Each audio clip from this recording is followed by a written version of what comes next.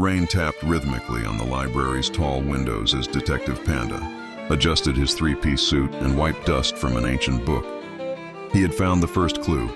Page 34. The countdown begins. The page held a cryptic note, under the light where the world stands still. A location, the Central Park. At Central Park, under a flickering street lamp, a wooden box waited on a lone bench. A homeless man in a tattered hoodie pointed at it, his voice trembling.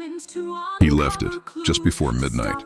Panda opened the box, finding a torn puzzle piece and a bloodied note. Solve it or someone dies. The countdown had begun. Hours later in the church tower, Panda's leather gloves gripped the heavy rope, eyes fixed on the ancient bell. The clue read, when the 12th bell tolls, the door opens. As the final echo faded, the bell's surface revealed a small envelope. Panda tore it open, discovering a riddle. Your next piece lies where time forgets. The clues led Panda deeper into the darkness. At the abandoned subway station, he found another piece tucked in an old mailbox.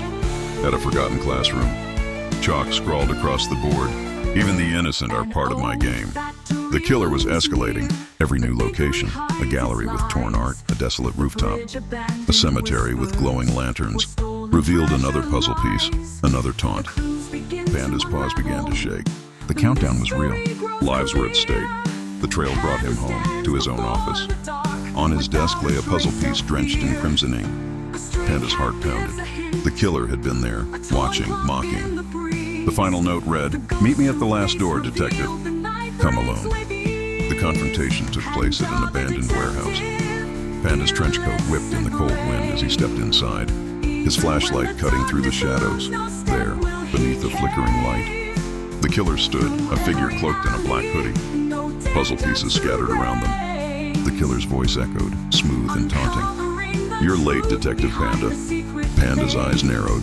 Why the games? The killer chuckled. Because you love them as much as I do. Isn't solving puzzles what you live for? In that moment, Panda noticed it. A timer ticking down on a nearby table. The killer had set a bomb. 5 minutes. You can stop me, the killer said, stepping back into the shadows. But you'll have to choose. Catch me or save the innocents tied to my final masterpiece. Panda sprinted toward the bomb, his mind racing. He worked quickly, nimble paws diffusing wires as the seconds bled away. 3, 2, 1. The timer froze.